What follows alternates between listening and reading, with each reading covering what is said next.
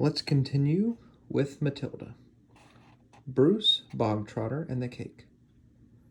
How can she get away with it? Lavender said to Matilda. Surely the children go home and tell their mothers and fathers. I know my father would raise a terrific stink if I told him the headmistress had grabbed me by the hair and slung me over the playground fence. No, he wouldn't, Matilda said, and I'll tell you why. He simply wouldn't believe you. Of course he would. He wouldn't, Matilda said, and the reason is obvious. Your story would sound too ridiculous to be believed, and that is the Trunchbull's great secret. What is? Lavender asked. Matilda said, never do anything by halves if you want to get away with it. Be outrageous. Go the whole hog. Make sure everything you do is so completely crazy it's unbelievable. No parent is going to believe this pigtail story, not in a million years. Mine wouldn't. They'd call me a liar. In that case, Lavender said, Amanda's mother isn't going to cut her pigtails off. No, she isn't, Matilda said. Amanda will do it herself. You see if she doesn't. Do you think she's mad? Lavender asked. Who? The Trunchbull. No, I don't think she's mad, Matilda said, but she's very dangerous. Being in this school is like being in a cage with a cobra. You have to be very fast on your feet. They got another example of how dangerous the headmistress could be on the very next day. During lunch, an announcement was made that the whole school should go into the assembly hall and be seated as soon as the meal was over. When all the 250 or so boys and girls were settled down in assembly, the Trunchbull marched on to the platform. None of the other teachers came in with her. She was carrying a riding crop in her right hand. She stood up there on the center stage in her green breeches, with legs apart and riding crop in hand, glaring at the sea of upturned faces before her. What's going to happen? Lavender whispered. I don't know, Matilda whispered back. The whole school waited for what was coming next. Bruce Bogtrotter. The Trunchbull barked suddenly. Where is Bruce Bogtrotter? A hand shot up among the seated children.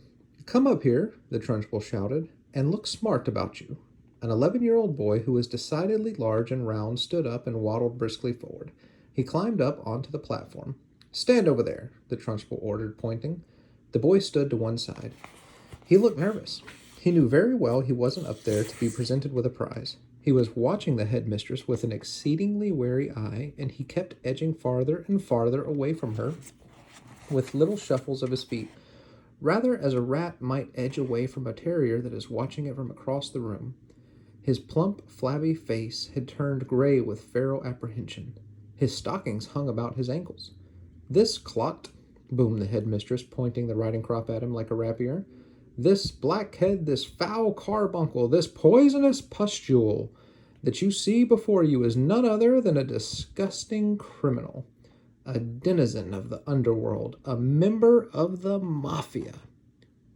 Who, me? Bruce Bogtrotter said, looking genuinely puzzled. A thief, the Trunchbull screamed. A crook, a pirate, a brigand, a rustler. Steady on, the boy said. I mean, dash it all, headmistress. Do you deny it, you miserable little gumboil? Do you plead not guilty? I don't know what you're talking about, the boy said, more puzzled than ever. I'll tell you what I'm talking about. You superating little blister, the Trunchbull shouted. Yesterday morning, during break, you sneaked like a serpent into the kitchen and stole a slice of my private chocolate cake from my tea tray. That tray had just been prepared for me personally by the cook. It was my morning snack. And as for the cake, it was my own private stock. That was not boy's cake. You don't think for 1 minute I'm going to eat the filth I give to you? The cake was made from real butter and real cream. And he, that robber bandit, that safe cracker, that highwayman standing over there with his socks around his ankles, stole it and ate it. I never did, the boy exclaimed, turning from gray to white. Don't lie to me, Bogtrotter, barked the Trunchbull. The cook saw you. What's more, she saw you eating it. The Trunchbull paused to wipe a fleck of froth from her lips.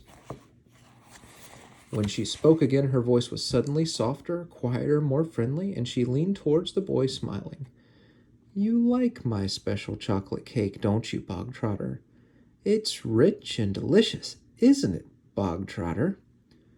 Very good, the boy mumbled. The words were out before he could stop himself. You're right, the Trunchbull said. It is very good. Therefore, I think you should congratulate the cook. When a gentleman has had a particularly good meal, Bogtrotter, he always sends his compliments to the chef. You didn't know that, did you, Bogtrotter? But those who inhabit the criminal underworld are not noted for their good manners. The boy remained silent. Cook! The Trunchbull shouted, turning her head towards the door. Come here, cook! Bogtrotter wishes to tell you how good your chocolate cake is. The cook, a tall, shriveled female who looked as though all of her body juices had been dried out of her long ago in a hot oven, walked onto the platform wearing a dirty white apron.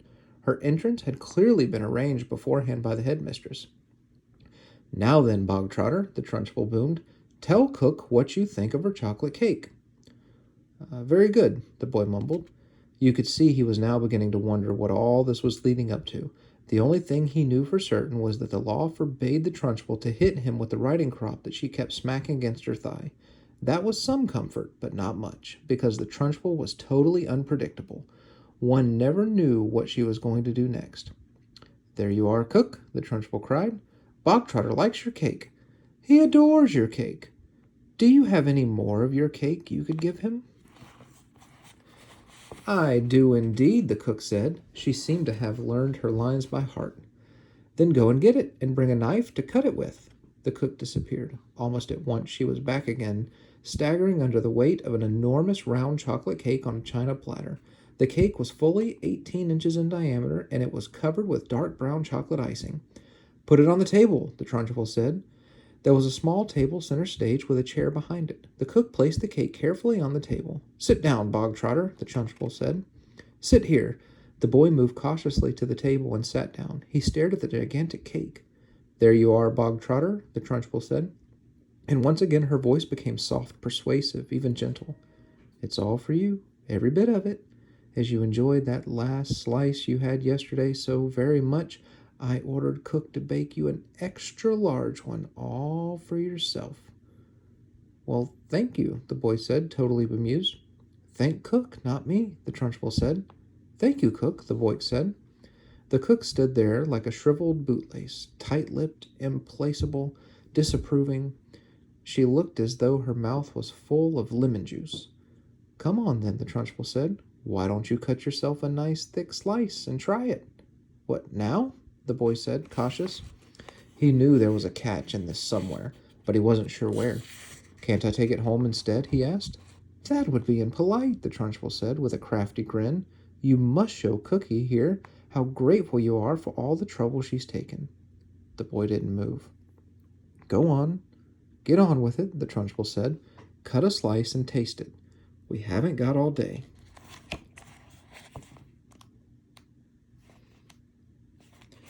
The boy picked up the knife and was about to cut into the cake when he stopped. He stared at the cake. Then he looked up at the Trunchbull, then at the tall, stringy cook with her lemon juice mouth. All the children in the hall were watching tensely, waiting for something to happen. They felt certain it must. The Trunchbull was not a person who would give someone a whole chocolate cake to eat just out of kindness. Many were guessing that it had been filled with pepper or castor oil or some other foul-tasting substance that would make the boy violently sick. It might even be arsenic, and he would be dead in 10 seconds flat. Or perhaps it was a booby-trapped cake, and the whole thing would blow up the moment it was cut, taking Bruce Bogtrotter with it. No one in the school put it past the Trunchbull to do any of these things. I don't want to eat it, the boy said. Taste it, you little brat, the Trunchbull said. You're insulting the cook. Very gingerly, the boy began to cut a thin slice of the vast cake. Then he levered the slice out. Then he put down the knife and took the sticky thing in his fingers and started very slowly to eat it. It's good, isn't it? The Trunchbull asked. Very good, the boy said, chewing and swallowing. He finished the slice. Have another, the Trunchbull said. That's enough, thank you, the boy murmured. I said have another, the Trunchbull said, and now there was an altogether sharper edge to her voice. Eat another slice.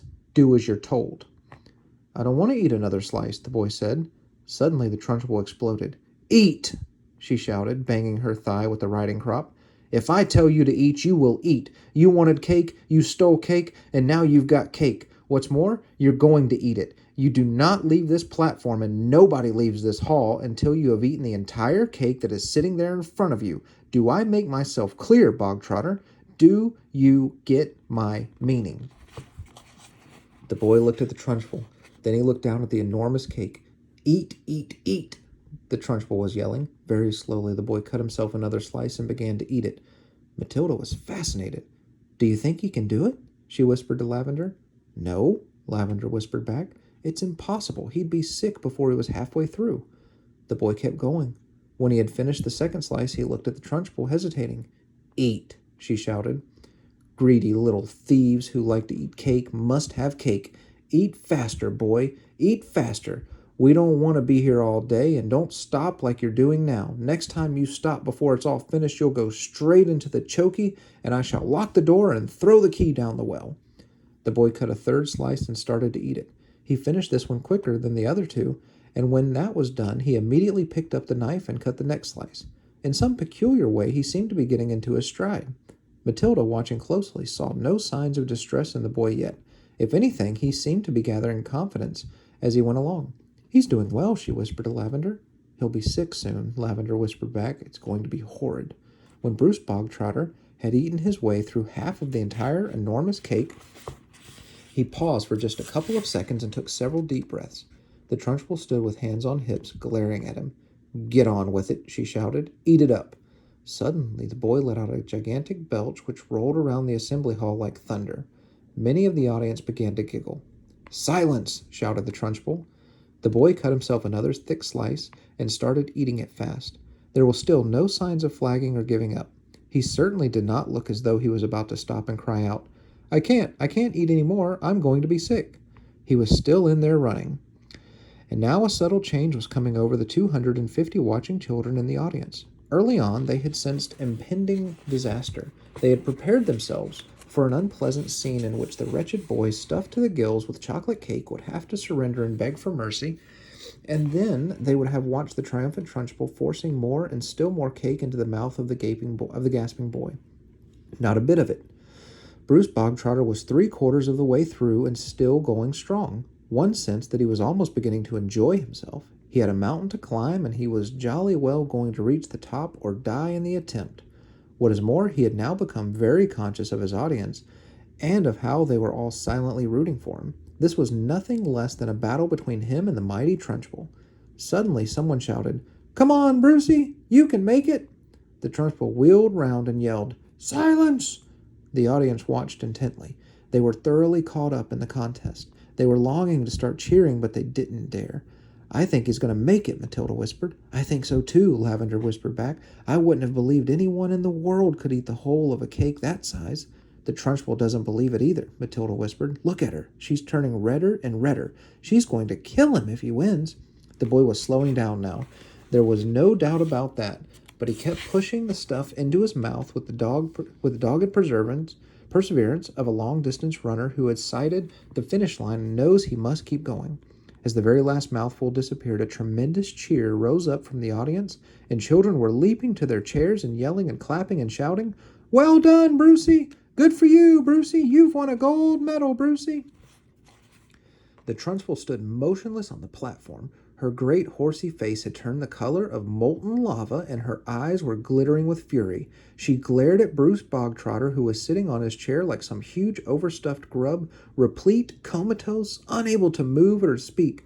A fine sweat was beading his forehead, but there was a grin of triumph on his face. Suddenly, the Trunchbull lunged forward and grabbed a large empty china platter on which the cake had rested.